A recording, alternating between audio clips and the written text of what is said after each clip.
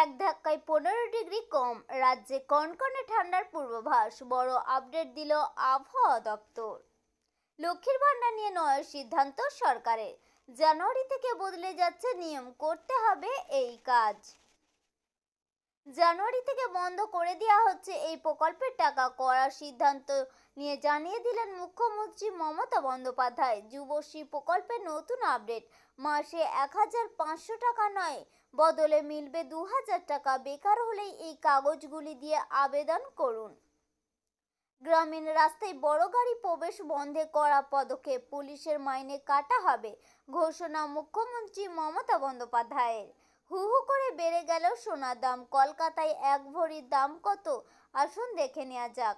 ই-শ্রম কার্ডের প্রতি মাসে পাবে 3000 টাকার সুবিধা, জানুন আবেদন ও যোগ্যতার প্রতিক্রিয়া।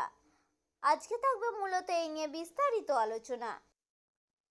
সোমবার বৃষ্টি হতেই দক্ষিণবঙ্গের শীতের আমেজ অনুভূত হচ্ছে। মঙ্গলবার রোদে তেমন দাপট ছিল না, বরং সকাল থেকে একটা ঠান্ডা ঠান্ডা ভাব অনুভূত হচ্ছে। এই আবহাওয়ায় এবার বড় পূর্বাভাস দিল আবহাওয়া দপ্তর।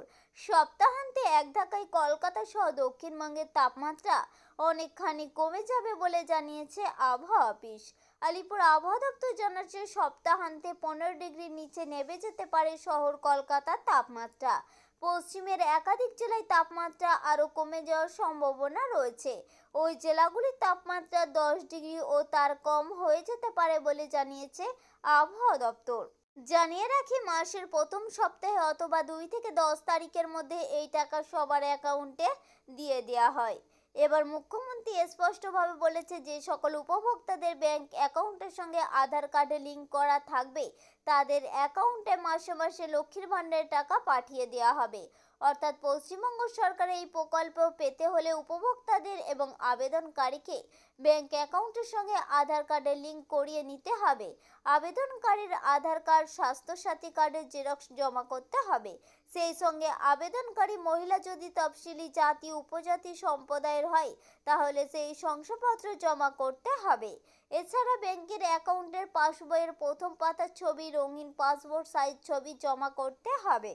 বহুদিন ধরে সরকারি প্রকল্পে টাকা নয় ছয়ের অভিযোগ নিয়ে বাংলাকে দুষছে কেন্দ্রীয় সরকার, যার জন্য বাধ্য হয়ে একাধিক সরকারি প্রকল্পে টাকা দেওয়া বন্ধ করে দিয়েছে কেন্দ্রীয় সরকার। তাই এবার নিজের রাজ্যে দুর্নীতি দেখলে অ্যাকশন নেওয়ার সিদ্ধান্ত নিয়েছেন পশ্চিমবঙ্গের মুখ্যমন্ত্রী মমতা বন্দ্যোপাধ্যায়। বাংলাকে দুর্নীতি মুক্ত করতে এবার আরও কড়া হাতে রাজ ধরেছেন মুখ্যমন্ত্রী। সাধারণ মানুষের জন্য একাধিক জনপ্রিয় প্রকল্প শুরু করেছেন মমতা। এর মধ্যেই কটিতে বেনিয়ম আটকাতে এবার আগাম টাকা দেওয়া বন্ধ করে দেওয়ার সিদ্ধান্ত নিয়েছেন মুখ্যমন্ত্রী মমতা বন্দ্যোপাধ্যায়। 2024 অর্থবর্ষে যুবশ্রী প্রকল্পের মাসিক আর্থিক সহায়তার পরিমাণ বাড়ানো হয়েছে।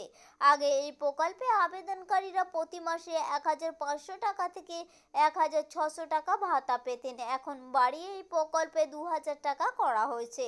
এছাড়াও রাজ্য সরকারের তরফ থেকে নতুন অর্থবর্ষের জন্য এই প্রকল্পের জন্য মোট 200 কোটি টাকা বরাদ্দ করা হয়েছে।